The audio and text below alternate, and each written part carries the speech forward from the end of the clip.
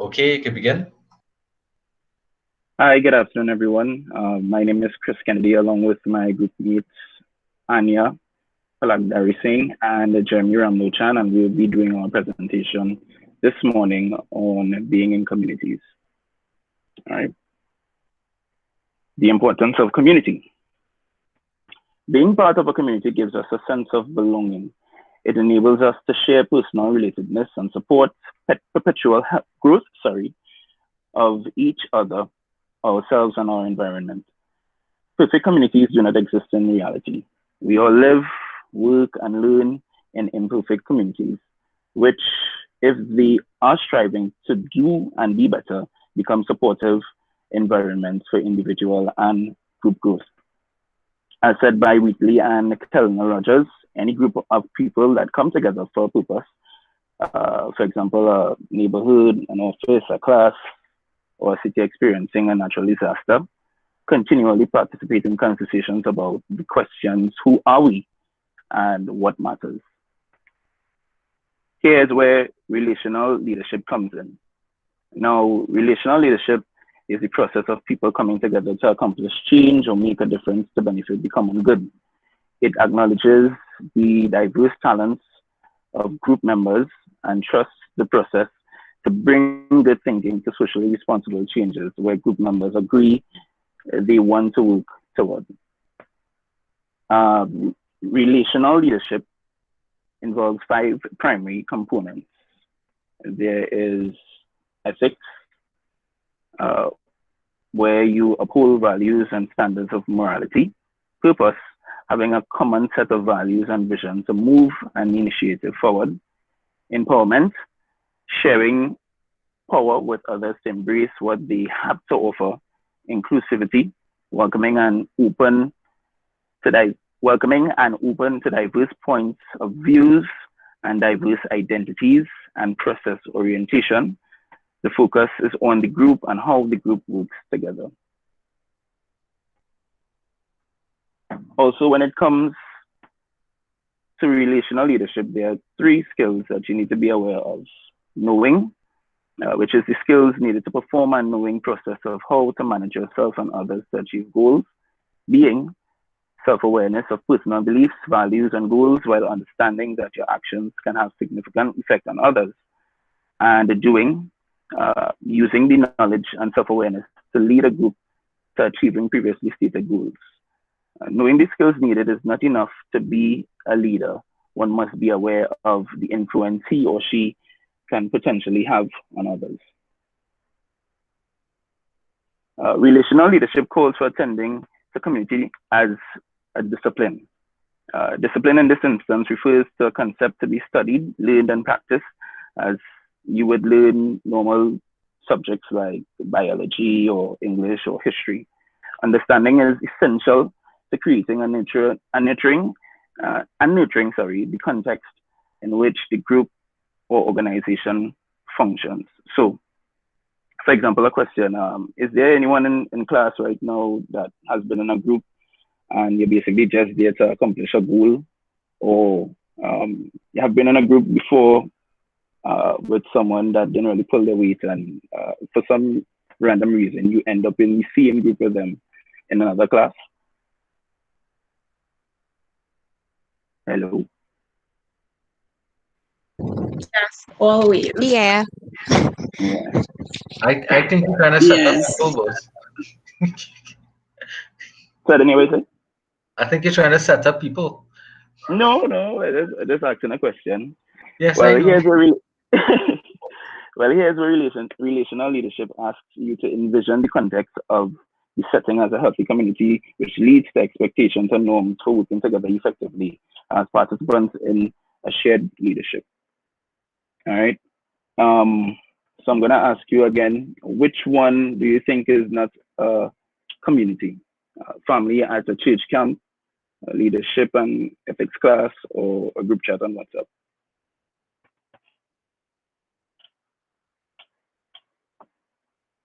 Anybody could answer.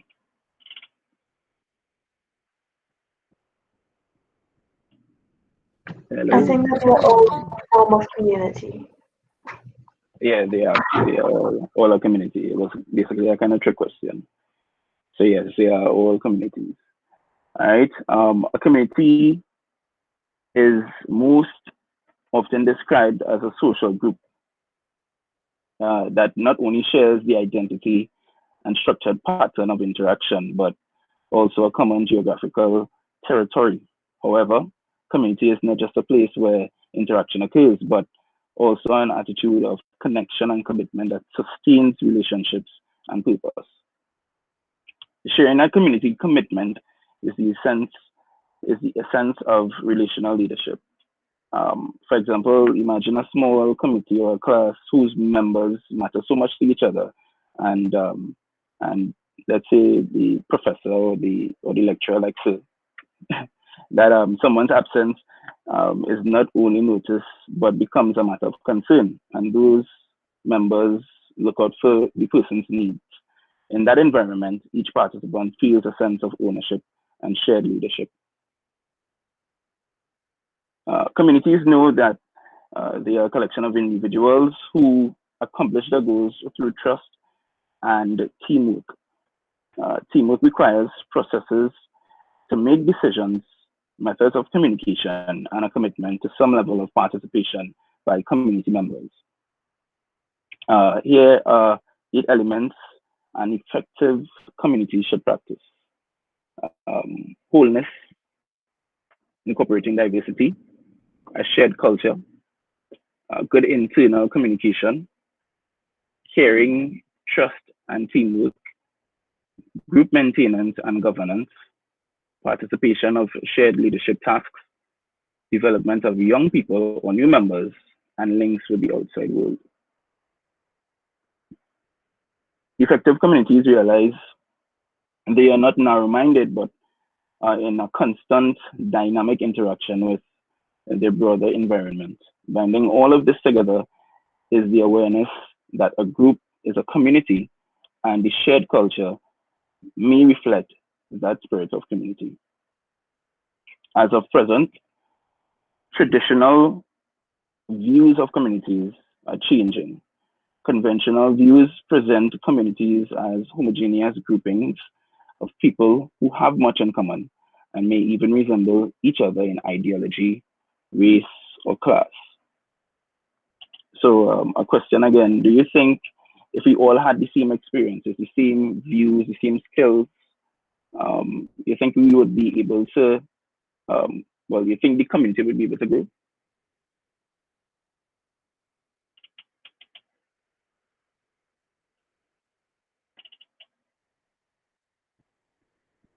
Hello? No, I don't think so. Correct. A true community cannot exist without diversity. Diversity of ideas, diversity of skills, diversity of experiences, and diversity of worldviews bring to groups shared goals and many talents of people gathered as a community. If all community members saw things the same way, had the same skills, and had the same life experiences, their ability to be resilient and face change would be limited. Other traditional views have held that communities need face-to-face interaction, which is possible only through geographic proximity. Electronic networks have been provided a creative way for communities of common interest to interact.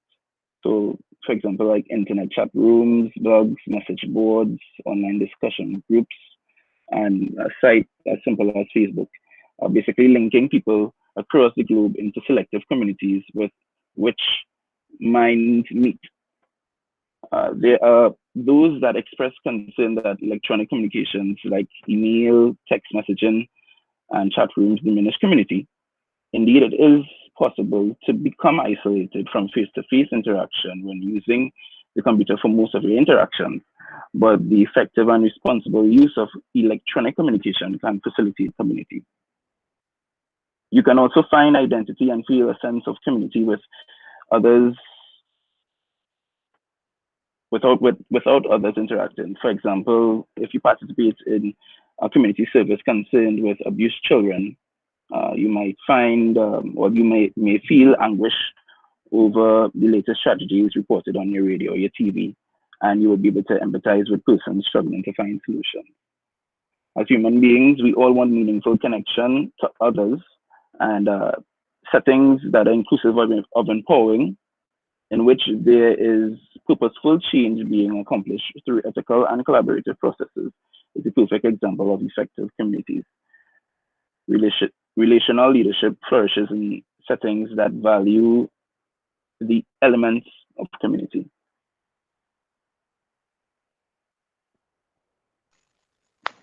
Hi, good day. I'm Jeremy Ramluch, and I'll be talking about types of communities. And thanks for that, Chris. So we're moving on to types of communities. First off, what is a community? A community is a group of individuals that share and or have certain attitudes and interests in common. So you see, you have four types here, and these are not all the types of communities here. These are just broad generalizations of what a community can be. Because if we were to talk about all the communities, we'd be here whole day, whole day. You could literally call almost any group that shares some kind of interest a community. So we're gonna go on to a community of interest. Uh, Next slide. A community of interest is or can be easily described as a network of people. Now, people who share the same interests, whether it be with for knowledge sake or just for the understanding of certain practices on any subject matter. A community of interest is a gathering of people assembled around a topic of common interest. Its members takes part in the community to exchange information and to obtain answers to personal questions or problems they might have within the group, and also to improve their understanding on the subject matter that they are all joined by or bound to. Communities of interest, people who generally want to learn about a particular topic or just passionate about something like that. So, for example, the the car audio community, their shared interest is about the love of music and wanting to express that through sharing their car audio systems with others and um being as one in that setting. I show you all. Anybody ever been to the car show at the mall that does have almost every year? Anybody? Nobody? Oh, Yes. okay. Thanks, sir. Yeah, that is a community. That is a car audio community. Everybody want to come together. I mean, apart from everybody liming and stuff, that is their shared passion, music and being in that kind of vibe space now. Anybody could offer what they think a community of interest could be. Example, anybody? No? It's okay, I have a next one. What about the parents of autistic children in Trinidad? Huh? Somebody said something? Okay. What about the parents of the autistic children in Trinidad? What if they want to come together to establish like a support group for those that also are dealing with situations like that? That could be a community of interest. So next up, we have the community of practice, and these are a group of people. Next slide, who are in the same profession or undertake the same activities. And these communities tend to be well structured and have some level of governance and based upon common roles or specialties. These communities can evolve naturally because of the members' common interest in a particular area, and it is through the process of sharing information and experiences with the group that members learn from each other and have an opportunity to personally and professionally share those means. Communities of practice have members with a particular work or role or expertise and are focused on developing skills and proficiency in that specialty. A great example for this would be the culinary community. So I don't know if anybody has watched Master Chef and all those stuff, but a lot of the times when they talk about their journey, it's they do, right. Nice, Sabrina. Um, they a lot of the chefs before they become a chef at like their own restaurant, they tend to go around the world if they actually have the opportunity to to perform or be a sous chef under other great chefs, and so they keep doing that, and as they keep doing that, it builds their repertoire, and it just helps them personally as a chef to become greater and greater because they're learning from so many different people. And so it goes back to the diversity that Chris Kennedy was talking about, right?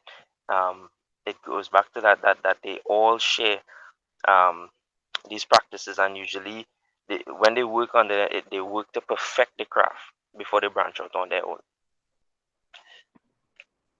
Now, a community of circumstance, next slide please, is similar to a community of practice, except that it is driven by circumstance or life experiences rather than a shared interest. In a community of circumstance, you tend to initiate and highlight discussions designed to facilitate an emotional connection between members. This usually means asking people about their own experiences or emotional reactions to situations. Anybody could identify what that burning building is there. I mean, it's kind of a giveaway, but anybody?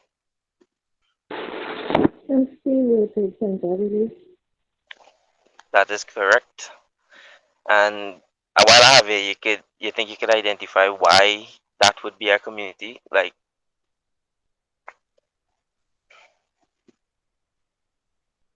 what would be the element that brings people together to make that a community? What situation? A shared Specific. experience. Correct. So imagine for the families of the victims of 9/11, they are part of a elite group which which brings them together because of that similar circumstance, and it's very tragic. But that's just to show you as an example.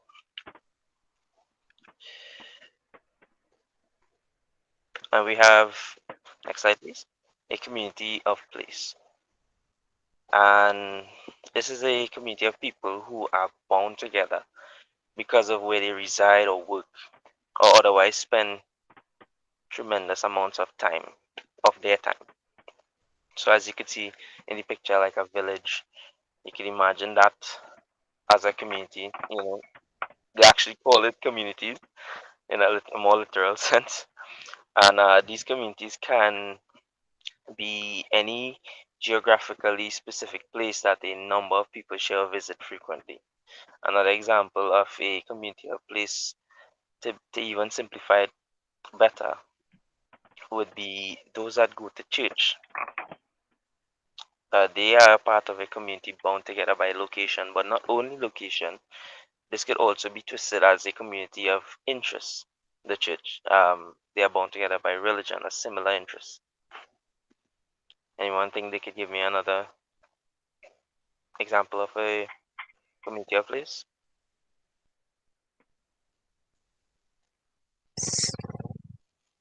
School? Yeah, yeah. And that is the good thing about communities. Like I said in the beginning, literally anything, any group of people could be a community. And you're absolutely right. A school, these kids share that geographical location. School, they go there every day. So thank you for chiming in. I want to pass it over to Anya. Take it away.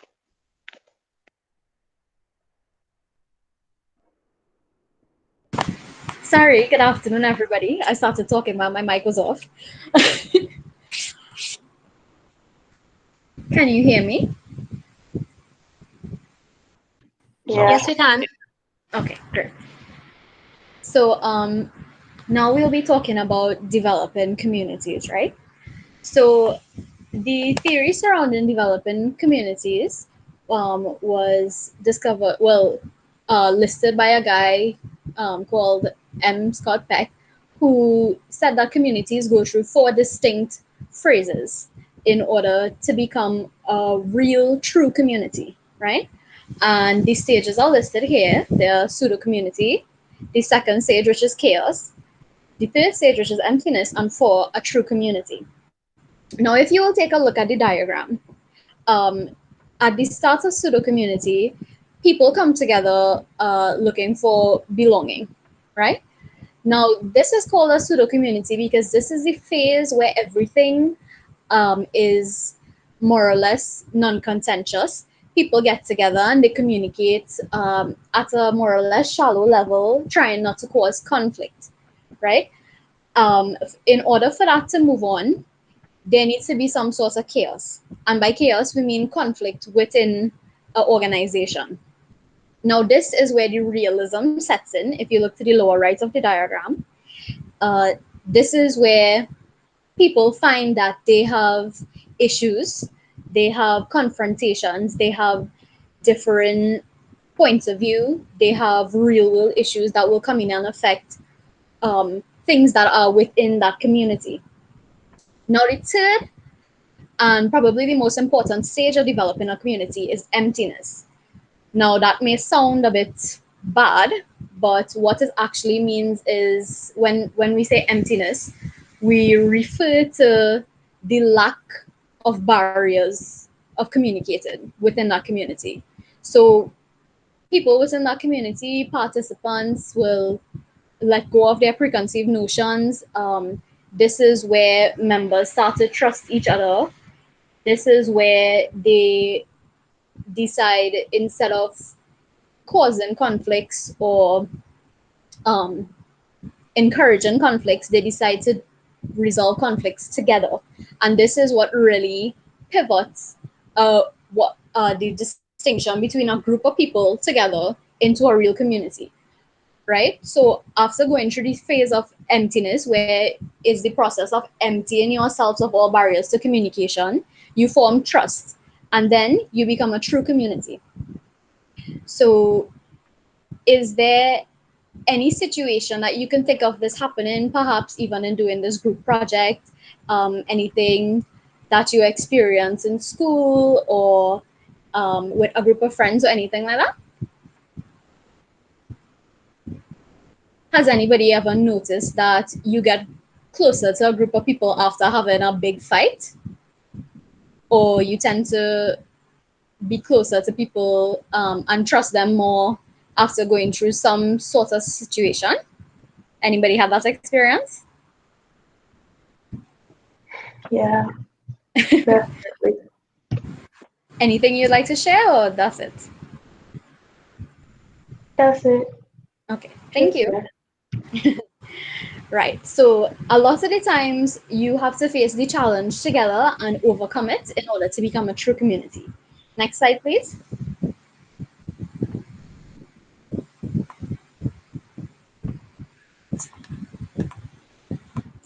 So in a community, everybody has a role.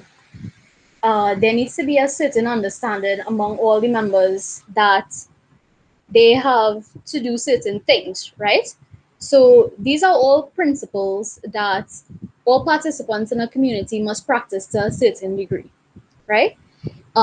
We talked about communities of purpose and communities of interest, where you come together because you have a shared interest or a shared goal, right? So you have to be committed to your community. You have to be committed to your cause. You have to be committed to your purpose. This is why a lot of businesses and other organizations have a mission or vision statement. This is their mapping of goals or where they would want to be in the future. Secondly, in a community, you have to be mindful. You have to think about the impact of things that you say or do and the effect it will have on other people. Because in a community, in order to work in tandem and to keep working like a well-oiled machine, you have to be able to expect certain things from people and give certain things to people in terms of an equal exchange of ideas or support, right? And this becomes the next step, which is you should be unconditionally accepted.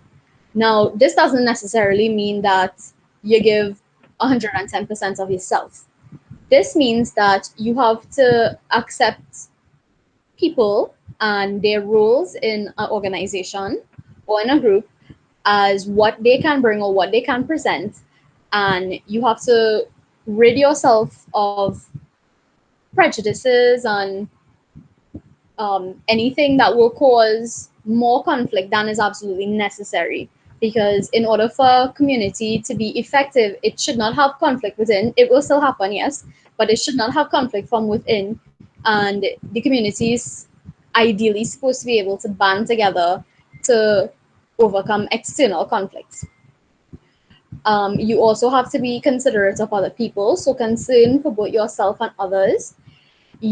Communication is one of the most important things in any sort of relationship, with personal relationships, business relationships, or anything else in the world. So, in a community, there always needs to be concern for your participants, your members, and especially from the perspective of a leader, you need to be aware of the things that the people that you work with are going through in order to facilitate them to better things, right? You need to be understanding. Number five, you just to have a clear picture of what people are like. Um, as we covered very extensively in the first two presentations, being ethical is a very, very important part of it.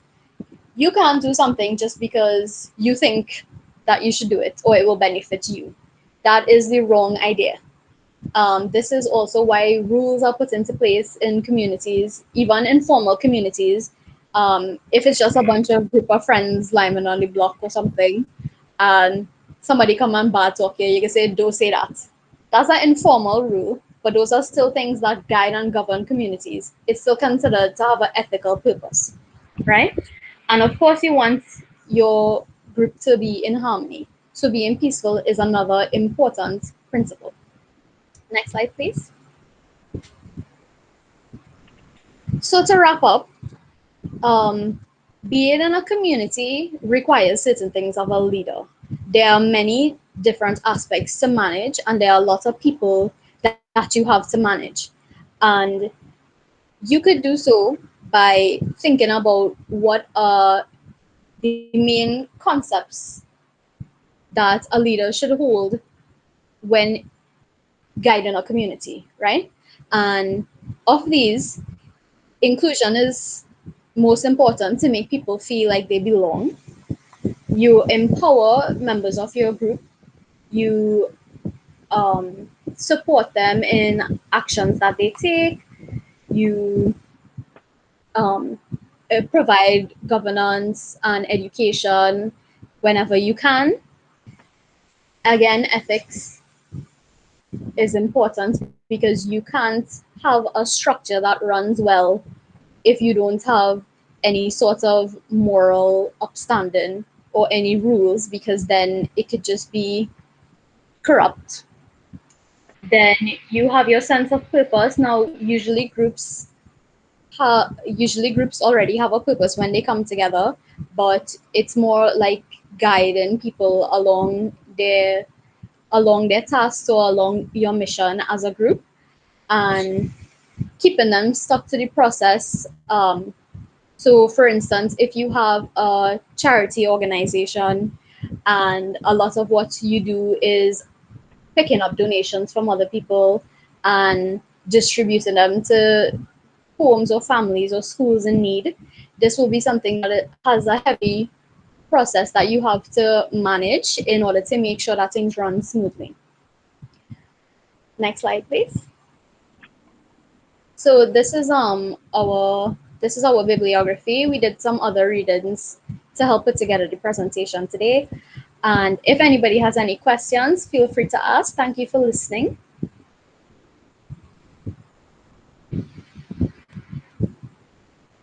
Any questions, anyone? No. No. Does everybody understand the function of a community and why having a leader is important in a community?